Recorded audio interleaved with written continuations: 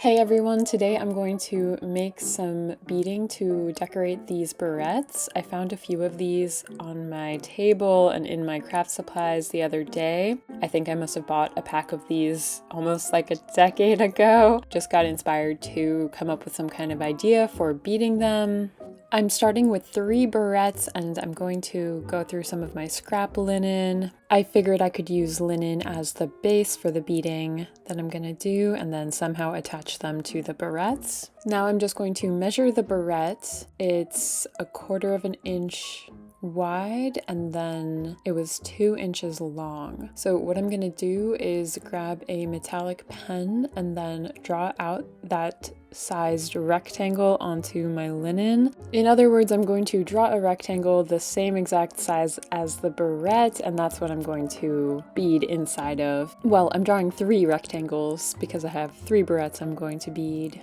And I just made sure they were spaced apart from each other about 1 inch or 2. I also made little marks, little dotted marks to show where I'd have to stitch the fabric onto the barrettes because all of the barrettes have holes on either end. What I'm thinking as far as the design for these barrettes is loosely inspired by Gustav Klimt's painting of Amélie Flaugier. It's the one where she's wearing an incredible patterned blue dress. This is one of my favorite paintings. I get so much inspiration from it. So the beads I ended up choosing were lots of different shades of blue and some accent colors like olive green as well as copper. I was just kind of winging it and going with what I had around.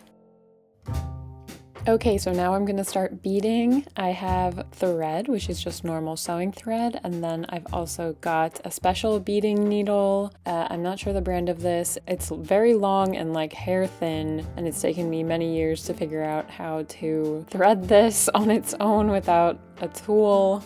But having a beading needle really does make a huge difference, and it's far less frustrating to use seed beads when you know that they're going to string up fine on your needle. So I do recommend getting a special bead needle if you want to do beading. I usually measure 2 arm lengths of thread and then double it and then knot it at the end every time I thread my needle. That's my method. If you're just starting out though, you might want to do less thread because the longer the thread, the more likely it is going to tangle. I'm just kind of used to that. I marked the center of the rectangle with my pen because I thought I might do some kind of symmetrical design, and then it ended up being kind of irrelevant because I changed my mind and just decided to wing it and be very freeform about my choices. This was the first time I tested out this project, so I was like, you know, I'm just gonna haphazardly bead this, and I think the randomness ended up turning out kind of cool, and I can always do patterns for future beaded barrettes. Usually when I'm beading for art pieces, I do 6 to 8 beads on at a time, and then I backtrack halfway. This time, because these barrettes are so tiny, I am either stringing 4 beads on at a time and backtracking through 2 beads, or 1 single bead at a time. Because they're so small, and because you wear barrettes and move around in them, I wanted the beading to be very secure, and I didn't want there to be too much gapping of the beads.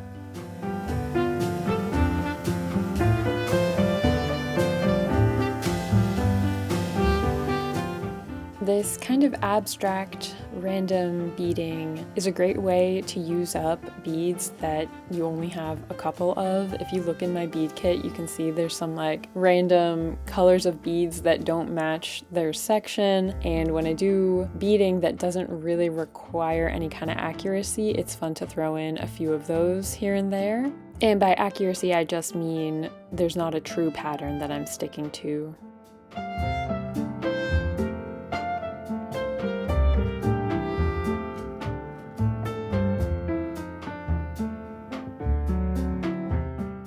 So now my objective is to just finish stitching inside this rectangle, and the first barrette will be halfway done. Then I'm going to bead inside of the other 2 rectangles and try to come up with other variations of this color story.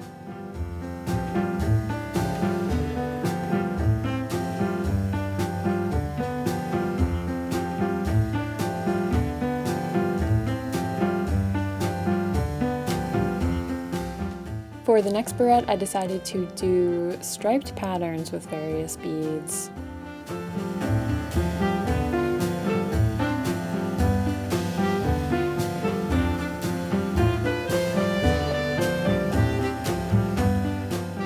For the last barrette design, I did decide to do a pattern that starts at the center of the barrette and then is symmetrical on either side with the beading.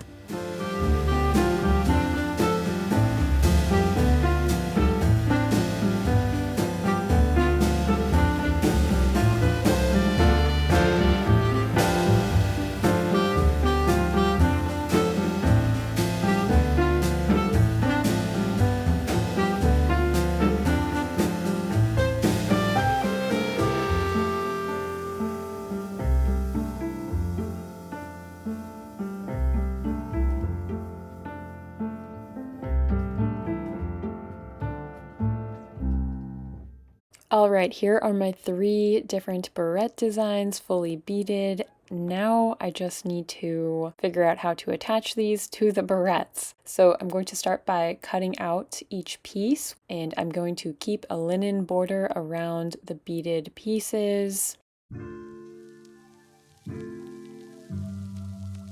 I don't want there to be raw edges of fabric, so what I'm doing is folding down the sides, and I'm going to baste them down with my needle and thread before I try to attach it to the barrette. And yeah, Drusilla at this point was not letting me work, and I also wanted to point out that my tripod situation is kind of crazy. I had it between my legs because I'm trying to fashion my own overhead tripod. I have bought one in the meantime, but at this point I still hadn't got it yet.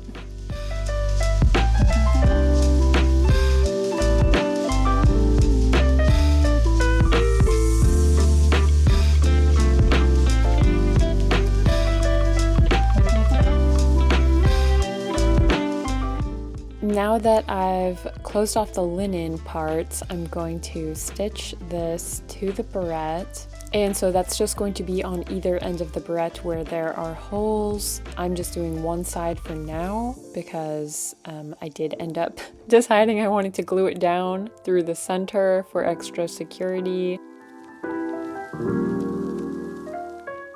To finish this up, this is kind of controversial, but I do think I'm going to put a little bit of glue on the metal so that the fabric isn't going to go anywhere, because there's only spots for stitching a single hole on the metal. There's only 2 holes, right? So I can stitch those down. The fabric is still going to kind of wiggle around. I did plug in my hot glue gun, and I'm going to just try to put as little as possible hot glue down on the metal, press the fabric down, and hope that no hot glue shows through. And I'm contemplating adding more beading around the edges of the linen, because right now it's just on the top, and that might look nice, but it might be unnecessary. That's where I'm at. Once I do this one, I'll finish up the other 2, and then I'll show you how they look in my hair.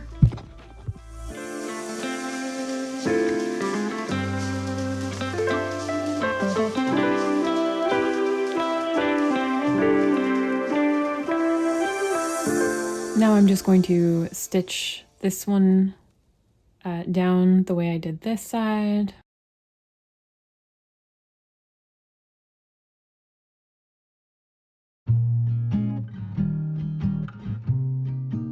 I did decide to add a little bit more beading around the beading that I already did, just to hide any of the linen and to hide any of the metallic drawing that might show through. So I'm adding a border of these larger glassy blue beads surrounding my design. Here's how the first one came out. This is the second one, a little wobbly, but it came out cute.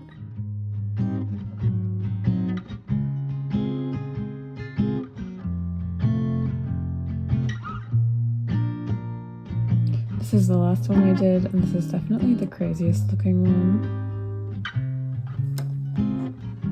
I think they're cute.